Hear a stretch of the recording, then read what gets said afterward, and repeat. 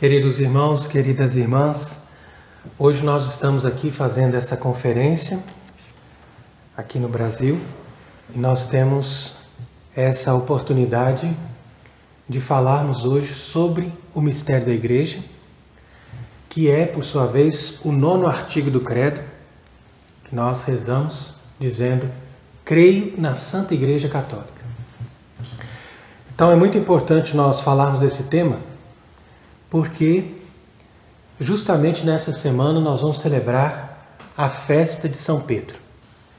E quando nós celebramos esta grande solenidade, então nós vamos ler ali o Evangelho de São Mateus, capítulo 16, que diz exatamente isso: Tu és Pedro, e sobre esta pedra edificarei a minha igreja.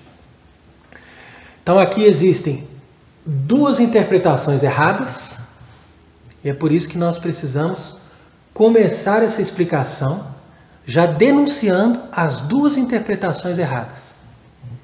A primeira é de dizer: Cristo disse isso somente para São Pedro. Então quer dizer que São Pedro morreu, a pedra ficou ali, e pronto, a partir dali continua a igreja de outras formas, do jeito que quiser, mas a igreja já está edificada sobre uma pessoa que morreu. Essa interpretação é errada. Por quê? Porque o fundamento, quando Jesus fala do fundamento, ele fala do fundamento de um corpo vivo. Não é somente de uma casa que você coloca lá uma pedra e depois a casa fica ali, independente do que acontece.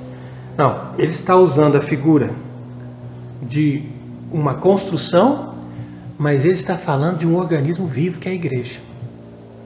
Portanto, São Pedro não é só o fundamento sobre o qual ele edifica, ele, Jesus Cristo, ele mesmo edifica a igreja, mas São Pedro também é um ministro, ou seja, alguém que vai realizar alguma coisa efetiva dentro da vida da igreja em todos os tempos. Por isso que Jesus também completa dizendo: eu te darei as chaves do reino dos céus. Então essa ideia de que São Pedro está com as chaves lá no céu é completamente errada. Quem está com as chaves é aquele que ocupa o cargo de sucessor de Pedro na terra. Porque estas chaves Jesus deu para serem usadas na terra. As chaves são do reino dos céus. Tudo que ele abre lá no céu fica aberto, e tudo que ele liga fica ligado. Mas as chaves não são usadas no céu, são usadas na terra, porque ela é aquela chave, ou seja, aquele poder de ligar e de desligar, de abrir e de fechar as coisas que estão entre o céu e a terra. Então é muito importante isso. Daí também a outra passagem de São João, quando ele diz: apacenta minhas ovelhas, apacenta meus cordeiros, apacenta minhas ovelhas. 3 vezes Jesus diz isso. E é evidente que essa interpretação não tem sentido na medida em que Nosso Senhor morreu, ressuscitou e subiu ao céu no ano 30. E São Pedro foi martirizado ali, crucificado de cabeça para baixo, por volta do ano 67. Então imagine que Nosso Senhor tivesse o cuidado de deixar alguém para pastorear as ovelhas somente por 37 anos. Você apacenta as ovelhas aí mais 37 anos. Depois o resto da história a gente vê o que vai dar. Não. Quando Jesus está falando assim para São Pedro, ele está falando para todos aqueles que são verdadeiros papas, ou seja, sucessores de São Pedro. Então isso é muito importante a gente entender. A outra interpretação errada é daqueles que dizem que não importa quem seja a pessoa, basta que essa pessoa seja eleita para o cargo de sucessor de Pedro, que essa pessoa será necessariamente um papa válido. Então essa interpretação também é falsa. E ela não condiz com a doutrina católica e com a própria Escritura. Por quê? Porque, como nós vamos explicar hoje, para que a pessoa se torne Papa, é preciso preencher 4 condições. A primeira, obviamente, é que essa pessoa seja eleita. Eleita por quem? Por alguém que tem essa tarefa de eleger um Papa.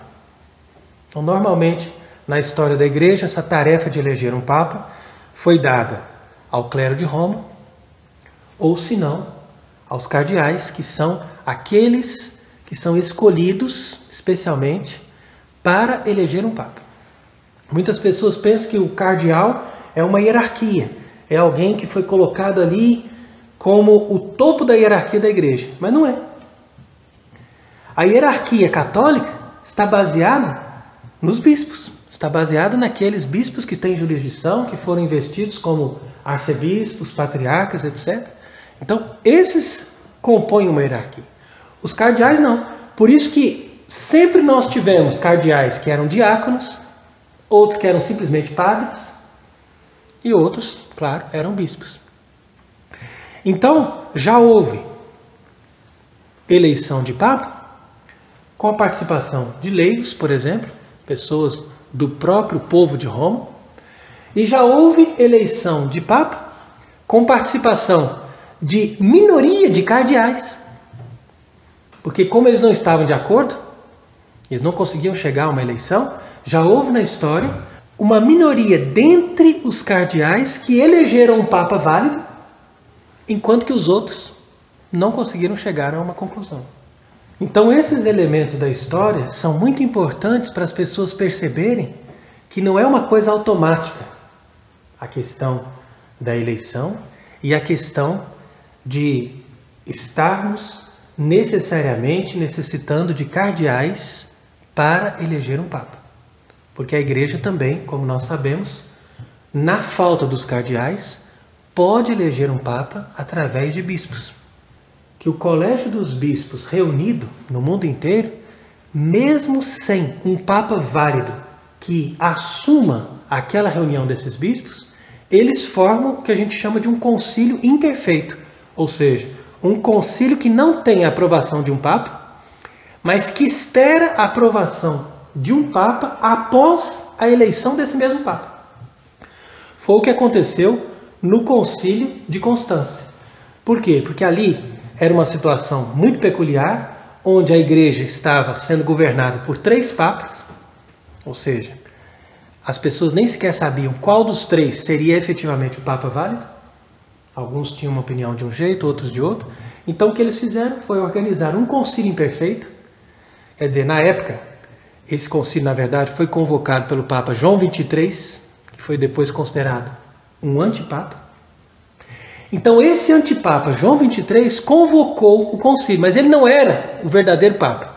Então quer dizer que aquilo foi simplesmente uma forma política de dar autoridade para aquele concílio.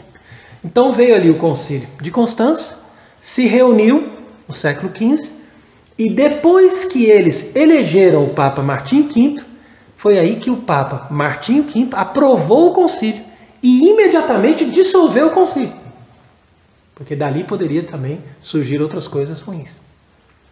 Então quer dizer que a forma de fazer esse concílio imperfeito para a eleição de um verdadeiro Papa já ocorreu nessa ocasião da eleição de Martinho V. Então vejam que, conforme a citação que nós vemos aqui nesse livro, que é um livro muito interessante que fala da doutrina católica, que se chama A Religião Demonstrada, ele explica muito bem isso na página 636, quando diz que a Igreja é uma sociedade perfeita. E o que significa isso? Que ela possui em si mesma todos os elementos de uma sociedade completa e independente. Uma sociedade completa e independente, ou seja, uma sociedade que tem em si mesma todos os elementos que ela precisa para viver, poder ter tudo aquilo que ela precisa. Então, por exemplo, se nós dizemos a Igreja precisa de um Papa, então a Igreja tem na estrutura dela tudo que é preciso para que ela possa ter um Papa. E ali diz, inclusive, que significa que ela tem um fim completamente distinto dos fins almejados pelas outras sociedades, ou seja, a igreja tem uma finalidade única que nenhuma outra sociedade tem. Depois, ela tem uma autoridade independente de todos os outros poderes. Veja que importante isso. Quer dizer que Cristo, quando fundou a igreja, ele já deu para a igreja essa característica de ter uma autoridade que não depende de outros poderes. Que essa autoridade vem diretamente de Deus, no caso o Papa. E ainda diz, meios convenientes para alcançar o seu fim. Quer dizer que a igreja é incomparavelmente superior a todas as outras sociedades, porque ela está destinada, pela sua origem divina e pelo seu fim, que é a salvação das almas e a glorificação de Deus. Então a conclusão disso é que em toda parte a história nos mostra que a igreja, como uma sociedade divinamente instituída para governar as almas, é uma sociedade que subsiste por si mesma, vivendo em paz com as outras sociedades da Terra, mas tendo uma finalidade superior a todas as outras. Então, é por isso que nós queremos hoje explicar esse tema do papado, mostrando a importância do Papa, mas também explicando para as pessoas as 4 condições que são necessárias para que uma pessoa se torne Papa. Como eu disse, primeira condição, que ele seja eleito. Eleito por quem? Pela igreja. Portanto, aqueles que dizem aí, não, como nós não temos um Papa válido hoje, nós vamos aguardar que esse Papa venha do céu. Venha um milagre, uma manifestação impressionante de Deus que nos dê um Papa diretamente. Então, isso é possível. Ocorreu o caso do Papa Fabiano, que eles não chegavam a uma conclusão a respeito da eleição de um Papa, naquela ocasião, e veio uma pomba e pousou sobre Fabiano. Na hora que pousou a pomba sobre Fabiano, então eles aclamaram e disseram, olha, esse é um sinal, Fabiano será um Papa. Então, como nós sabemos muito bem, a aclamação é uma forma também de resolver uma eleição. Quer dizer que é uma forma unânime de estarmos de acordo sobre um candidato. Então, veio um sinal, veio um milagre, mas teve a necessidade dessa aclamação, ou seja, de que ele fosse confirmado pela eleição naquele momento ali.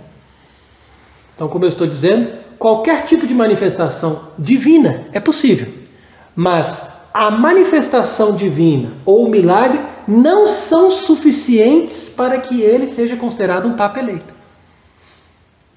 É simplesmente uma forma de incentivar aquele modo de eleger aquela pessoa. Então quer dizer que através de uma manifestação ou de um milagre, nós podemos ver que é um sinal de Deus, portanto nós vamos eleger aquela pessoa, então nós vamos aclamar aquela pessoa. Mas isso só foi possível no caso do Papa Fabiano, porque ele, primeiro, já estava no contexto de uma eleição, e aquela eleição se definiu com essa intervenção divina. Então, uma vez que nós temos uma pessoa que é eleita, temos que ver se essa pessoa cumpre as outras 3 condições, que são essas: que ele seja homem, que ele seja bispo e que ele tenha a fé católica. É muito importante que ele preencha essas 3 condições. Se nós analisamos o caso desses falsos papas conciliares, nós vamos dizer o seguinte, que o primeiro deles, João 23, era homem, era bispo, mas não tinha fé católica. Então, quer dizer que ele aderiu ao modernismo, portanto era excomungado, mesmo que ele fosse livre, completamente imune de qualquer censura eclesiástica por causa da sua adesão à maçonaria, nós podemos argumentar com toda certeza que ele era modernista pelas próprias afirmações que ele fez, quando, por exemplo, ele elogiou Marc Sanguier, que era excomungado por São Pio X. Então, uma pessoa que adere à doutrina de um modernista excomungado, essa pessoa também está na mesma sintonia de fé que esse modernista. Portanto, João 23 começa a lista. Depois dele, nós vemos Paulo VI, que também era bispo e também era homem, mas que não aderiu à doutrina católica. Então, esses dois instituíram um concílio, que foi também um falso concílio por causa disso, porque ele estabeleceu parâmetros que estão contrários à doutrina católica. Eles fizeram questão de obrigar os bispos, usando a autoridade deles, porque eles estavam ali se apresentando como papas, para que esses bispos assinassem esse concílio e assim pudessem instalar uma nova igreja. Então essa nova igreja, que veio a partir do Concílio Vaticano II, ela começou a mudar todos os paradigmas da Igreja Católica e apresentar em todos os lugares do mundo os paradigmas estabelecidos desde a Reforma de Lutero, que são principalmente três: o homem como centro, a livre interpretação e não o magistério da Igreja como verdadeiro guia para a nossa maneira de interpretar as coisas, e uma ênfase na vida terrena, ao invés de ter, como a Igreja Católica sempre teve, o foco na vida sobrenatural e na vida que nós vamos ter após a morte junto de Deus. Então aqui o Vaticano II se apresentou como concílio católico, sendo na verdade uma reforma protestante dentro da estrutura da Igreja Católica.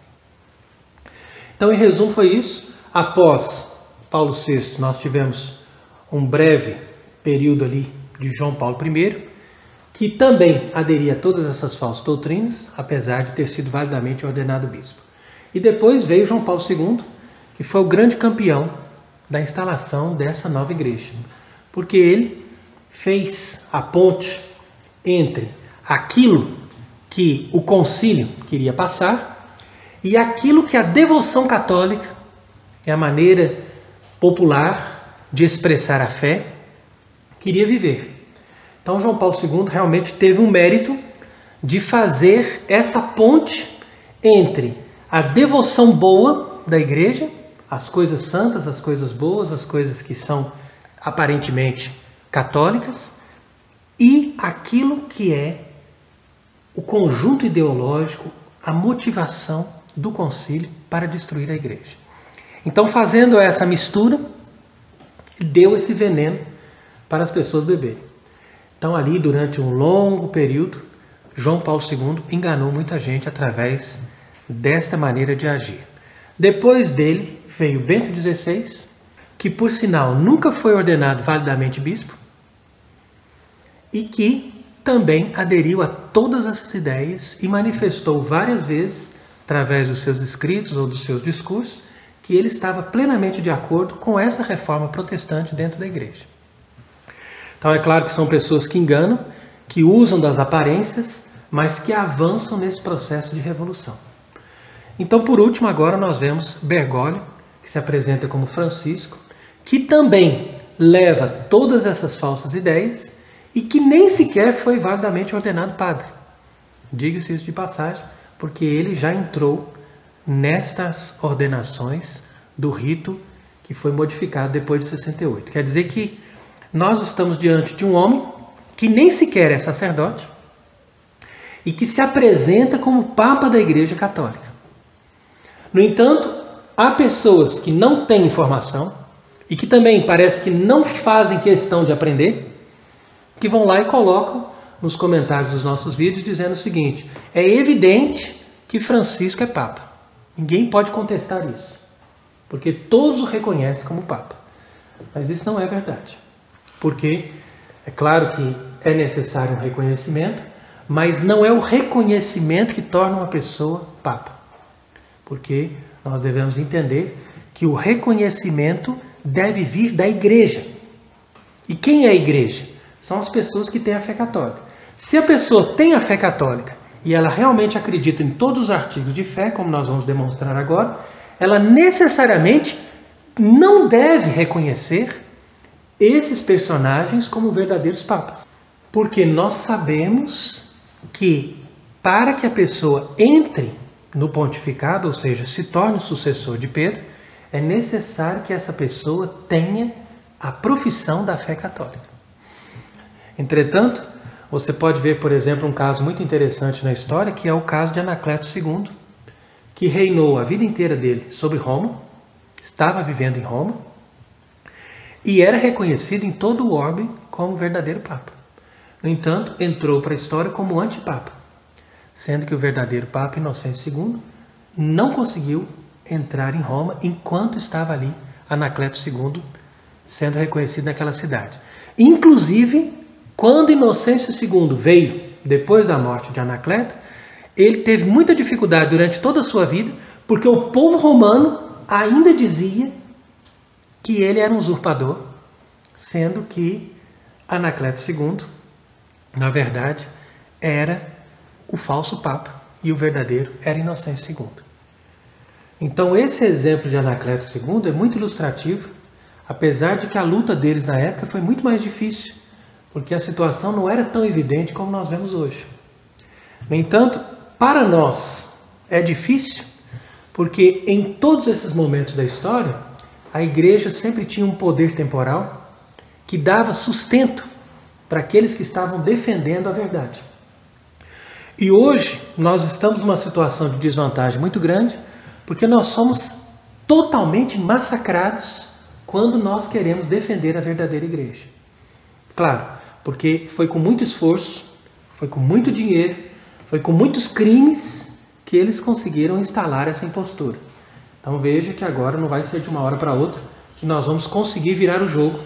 É claro que nós vamos necessitar da assistência de Deus, da graça de Deus e de todos os milagres que Deus puder fazer, mas nós não podemos perder de vista a nossa responsabilidade.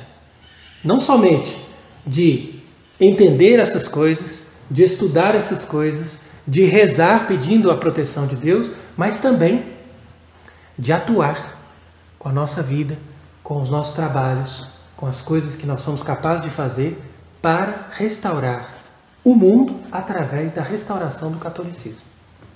Então a nossa intenção de fazer essas conferências é simplesmente essa, de mostrar que todos os problemas que nós estamos vendo no mundo atual decorrem do problema da fé.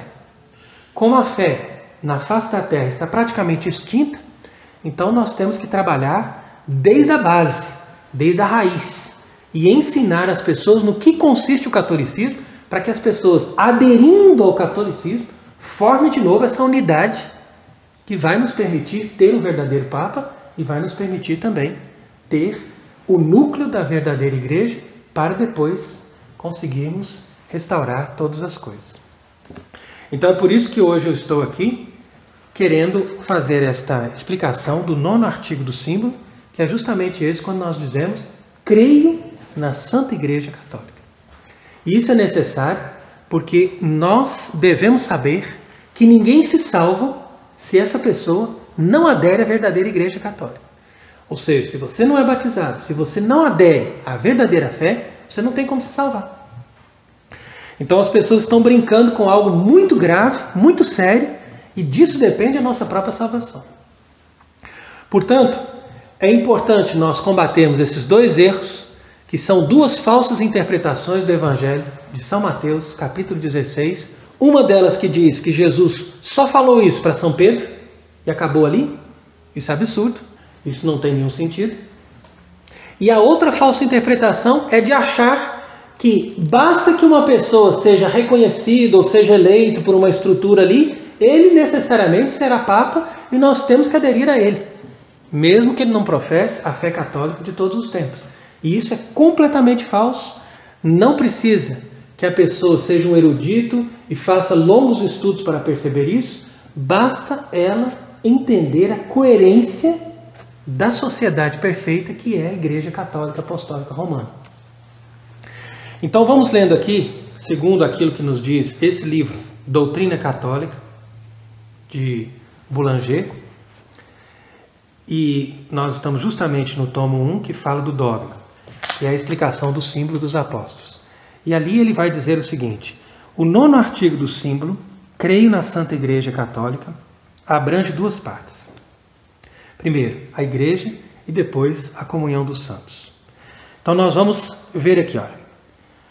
Quais são os erros? O dogma católico da instituição divina vem como exposto e depois é negado por tais pessoas. Primeiro, pelos gregos cismáticos, que admitem sem relutância a instituição de uma igreja infalível, mas rejeitam a primazia de jurisdição do Papa.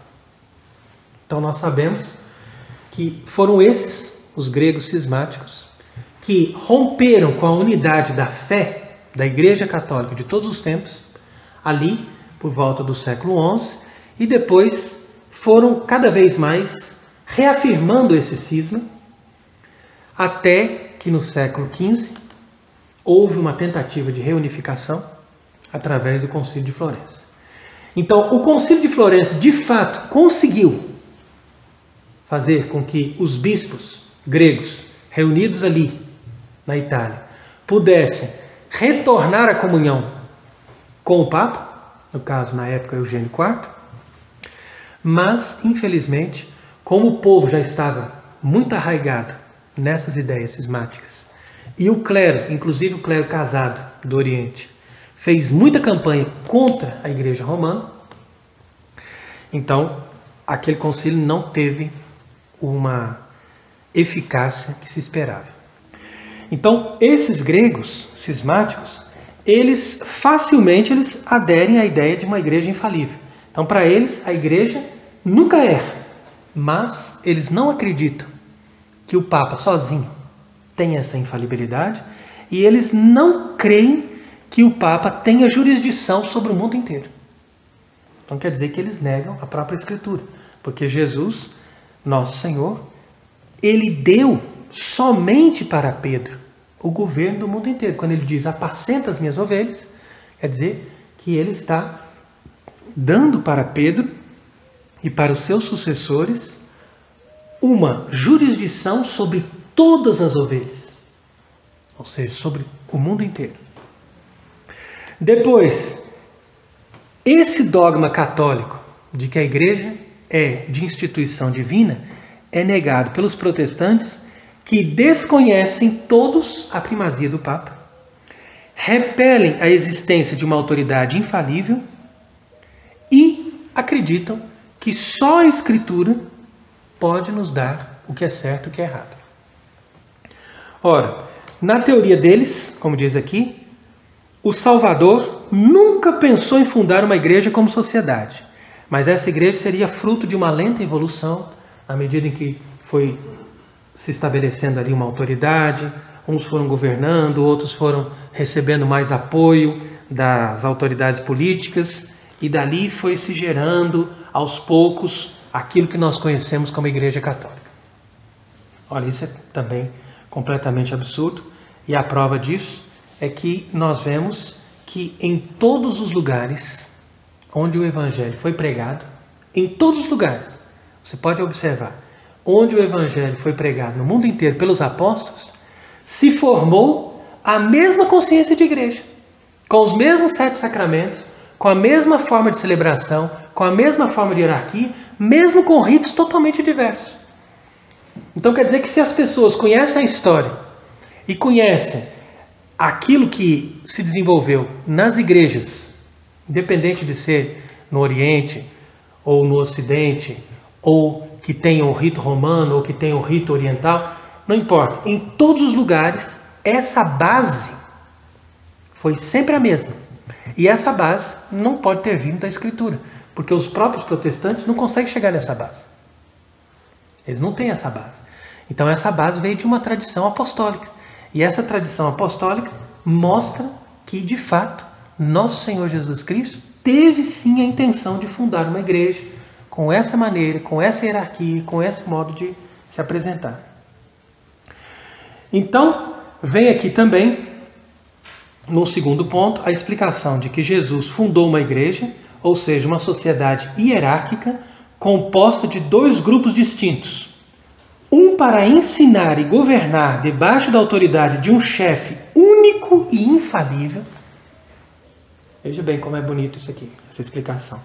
E outro que é ensinado e governado. Então vamos ler de novo que essa frase é muito importante. Dois grupos distintos fazem parte da igreja. Um, para ensinar e governar debaixo da autoridade de um chefe único e infalível. É isso que nós devemos entender com a primazia do Papa. E outro que é ensinado e governado. Então eu falo que isso é muito importante porque a maioria dos grupos hoje em dia que se dizem católicos, eles acham que a pessoa é católica simplesmente porque ela tem uma certa devoção, ou porque ela lê tal livro, ou porque ela tem uma ideia de que é preciso rezar o terço, é preciso participar de uma missa, é preciso se confessar. Então eu sou católico. Mas a base da igreja não é essa. A base da igreja é aquela que Jesus colocou ali quando ele disse: Tu és Pedro e sobre esta pedra edificarei a minha igreja. Essa é a base. É o chefe único e infalível. Essa é a base do catolicismo. Se a pessoa não acredita nisso, ou se essa pessoa não se submete a isso, seja como sacerdote ou bispo, ou seja como povo leigo, essa pessoa não é católica. Ela tem elementos do catolicismo, mas ela não é católica. Por quê? Porque a base da igreja é esse chefe único e infalível.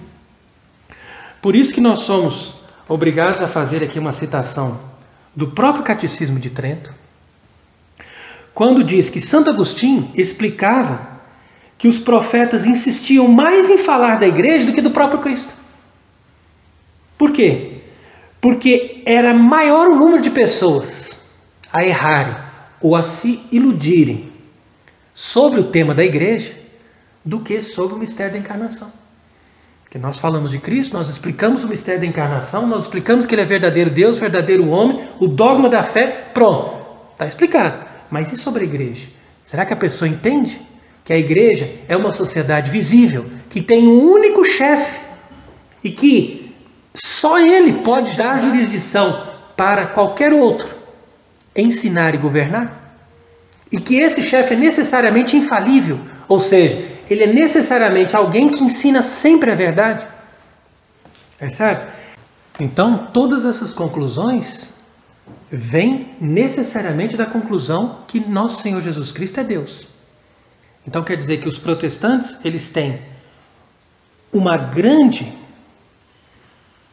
incoerência na medida em que eles acreditam que Jesus Cristo é Deus, pelo menos os protestantes normais, tirando o testemunho de Jeová, mas eles não acreditam que a igreja de Jesus Cristo é divina. Então quer dizer que a incoerência está no fato de que eles acreditam que Jesus é verdadeiro Deus, feito homem, mas que ele não fez uma igreja que seja divina para refletir a divindade dele.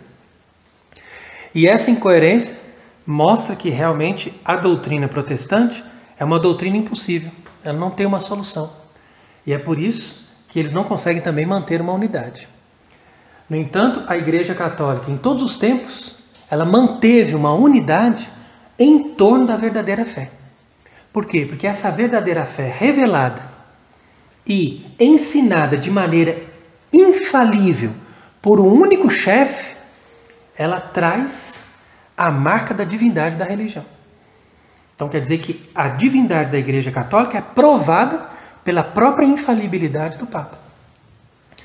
Então todos esses fatores são muito importantes e nós lemos isso aqui também nesse livro, A Religião Demonstrada, quando ele diz: o estabelecimento e a perpetuidade da Igreja provam de uma maneira evidente a divindade de Jesus. Quer dizer que não só Jesus provou que ele é Deus pela sua ressurreição, mas a própria Igreja, quando eu falo de igreja, eu digo a Igreja Católica verdadeira, ali, em todos os tempos, na sua história, ela também prova a divindade de Cristo. E de fato nós lemos aqui essa citação do Concílio Vaticano I, quando diz: a Igreja por si mesma, isto é, por sua admirável propagação no mundo, por sua exímia santidade e por sua inesgotável fecundidade de todos os seus bens, por sua unidade, pela invicta estabilidade, é um grande e perene motivo de credibilidade. A Igreja leva consigo um testemunho irrefutável da sua missão divina. Então aqui É onde nós entramos na própria identificação da igreja como uma religião divina.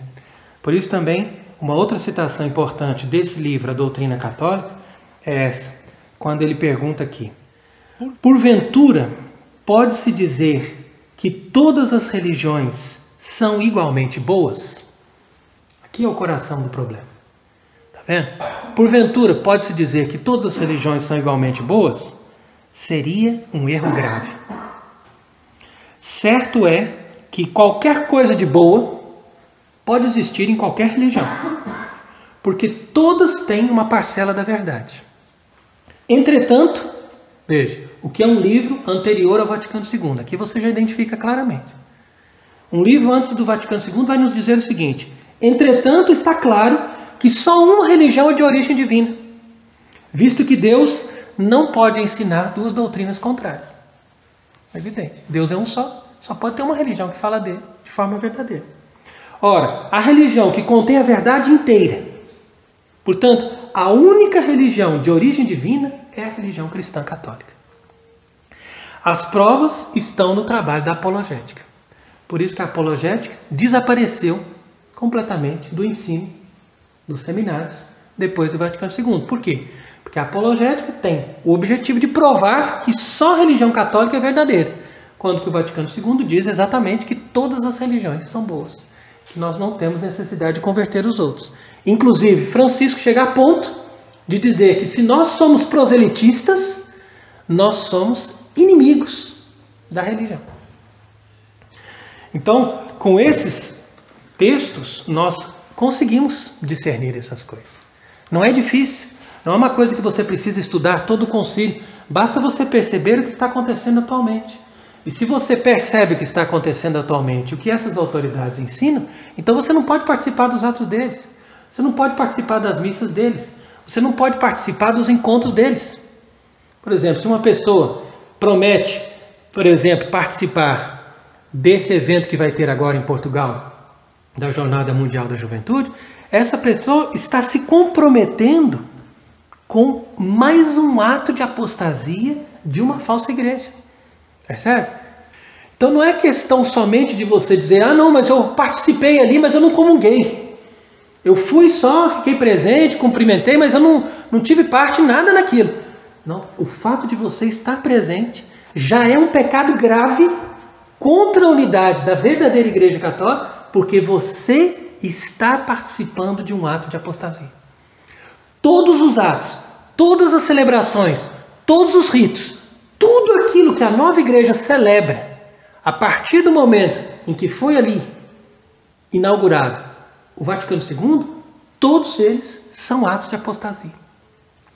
E a pessoa que não tem consciência disso, obviamente que ela não vai ser culpada diante de Deus. Mas no mesmo instante que a pessoa toma consciência que existe uma igreja diferente e que existe uma autoridade que não corresponde a um verdadeiro papa, essa pessoa tem obrigação diante de Deus de ir contra e de deixar de participar de todos os atos que essa nova igreja faz. Então eu vou terminando aqui, fazendo justamente essa citação, que é muito interessante, desse livro que nós editamos em português, que se chama A Infalibilidade Pontifical, que é um resumo muito bem feito de um amigo nosso na França chamado Adrien Bozzi, que foi traduzido pelo Tiago Cabral em Portugal e que dá para as pessoas um conteúdo resumido, simples, de toda essa doutrina, de tal forma que a pessoa não tem mais dúvida do que está acontecendo. Então aqui a citação é de Santo Afonso Ligório, quando ele diz: São Pedro foi escolhido por Cristo para ser o primeiro Papa e governador da igreja. Veja só como ele diz aqui. Cristo chega até a qualificá-lo de pedra, sobre a qual a igreja será construída. São Pedro é o fundamento da igreja. Veja só como isso é importante. Segue-se que ele não pode falhar nunca, pois se o fundamento estiver sujeito à falha, a própria igreja pode sofrer um abalo. Então, se o fundamento está quebrado, o edifício todo vai cair. No entanto, isso é o que é impossível, ou seja, que um Papa ensine uma doutrina contrária à doutrina católica. Tendo em conta a promessa enunciada no mesmo texto, as portas do inferno não prevalecerão contra ela.